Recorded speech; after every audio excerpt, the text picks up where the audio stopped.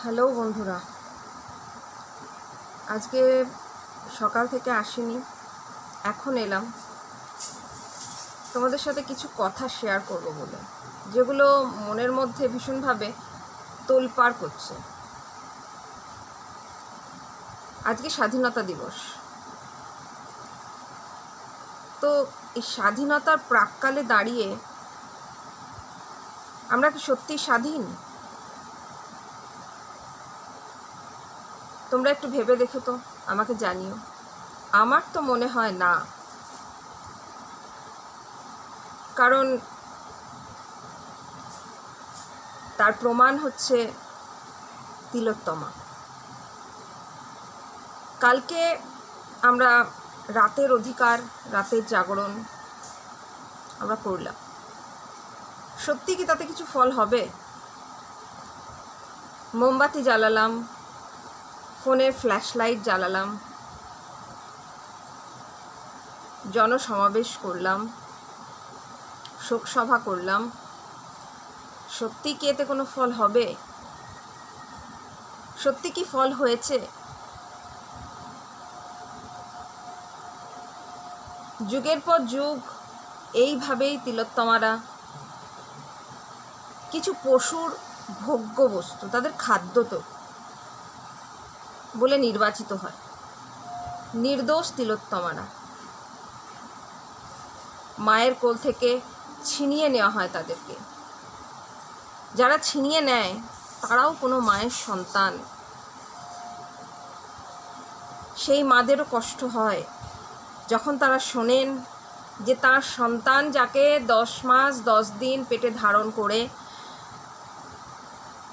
জন্ম দিয়েছে, পৃথিবীর আলো দেখিয়েছে, একটা মানুষ জন্ম দিয়েছে, কিন্তু সে আদতে মানুষ হয়নি, সে পশু হয়েছে। তখন সে মাটারও কষ্ট হয়। আর যে মাটার বুক খালি হয়, কোল খালি হয়, সেও তো 10 মাস 10 দিন গর্ভধারণ করেছে, তারও তো সমান কষ্ট হয়েছে, কিন্তু তার আজ বুকটা খালি, কোলটা খালি। সত্যি কি আমরা স্বাধীন? আমরা স্বাধীন হয়েছি? শিক্ষিত হয়েছি? বলতে পারি নিজেদের শিক্ষিত বলে?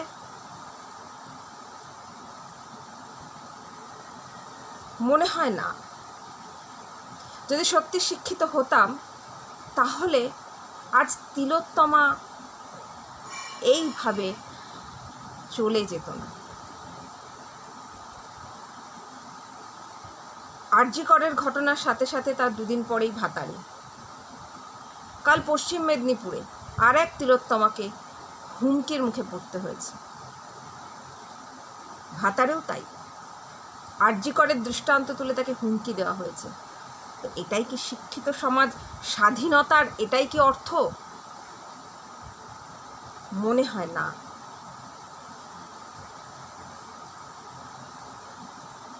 বিভিন্ন পলিটিক্যাল মাননীয়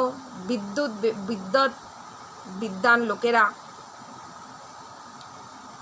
তারা এগিয়ে আসছেন, তারা বিভিন্ন কথা বলছেন, কিন্তু সত্যি কি এর কোনো সুরাহা আছে?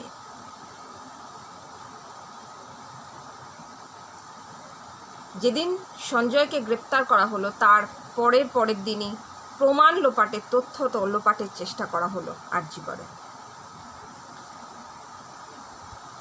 এর নেপথ্যে কারা? বুদ্ধিজীবী মানুষেরা নিশ্চয়ই এটা কোনো অনুমান করতে পারছেন, যেমনটা আমি অনুমান করতে পারছি, কিন্তু সোশ্যাল মিডিয়াতে এসে আমি প্রকাশ করতে চাই না। আজকে আমি ভিডিওটা করছি, ভেবেছিলাম লাইভে আসবো, কিন্তু আমার শরীর বিশেষ ভালো না থাকায় আমি লাইভে আসলাম না। তো সেই কারণেই আজকের দিনটাকে কিন্তু আমি শুভ স্বাধীনতা দিবস আমি কখনোই বলবো না, বলবো স্বাধীনতার কালো দিবস। যে দিবসে একটা নিরপরাধ মেয়ে সেবার কাজে নিজেকে যোগদান করে, নিজেকে নিয়োগ করে তাকে বেঘরে প্রাণ দিতে হলো। নৃশংসভাবে তাকে শেষ করে দেওয়া হলো। তার কি অপরাধ? তো সেই জায়গায় দাঁড়িয়ে, সেই সময় দাঁড়িয়ে আমি কখনোই স্বাধীনতাকে শুভেচ্ছা আমি জানাবো না। এবং আমাদের মনে হয় শিক্ষিত সমাজকে আজ স্বাধীনতা দিবসে তাঁর উদ্দেশ্যে একটা কালো দিবস পালন করাটা উচিত ছিল। আমি কিন্তু করেছি। আমি কোনো জনসমাবেশে যাইনি, আমি রাতের অধিকার নিয়েও যাইনি, কারণ তাতে কোনো ফল নেই। কারণ আজকে আরজি করের হয়েছে এবং বহু ঘরে হচ্ছে, কোথাও কোনো গৃহবধূ জ্বলছে, কোথাও কোনো স্কুল ছাত্রী স্কুলে শোষিত হচ্ছে,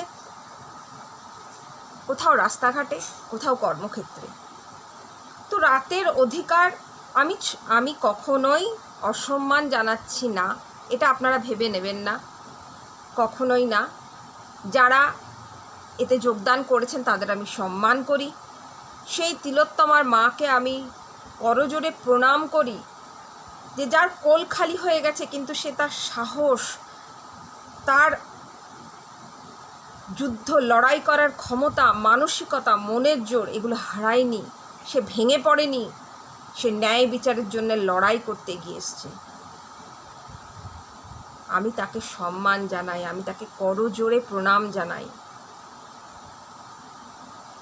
এবং করুণা জানাই সেই পশুর মাকে, যে মা 10 মাস 10 দিন একটা মাংসপিণ্ডকে পেটে ধারণ করে তাকে পৃথিবীর আলো দেখিয়েছে মানুষ রূপে, কিন্তু তার এতই দুর্ভাগ্য, সে এতই অভাগী, সে তার জন্ম দেওয়ার মাংসপিণ্ডটি একটা মানুষ নয়, একটা জানোয়ার তৈরি হয়েছে। তো আসুন আমরা স্বচ্ছ ভারত, স্বচ্ছ পশ্চিমবঙ্গ বানাই। যেদিন পশ্চিমবঙ্গ তথা সমগ্র ভারত স্বচ্ছ হবে, সেদিনের স্বাধীনতা দিবস হবে সত্যিকারের স্বাধীনতা দিবস। জয় হিন্দ।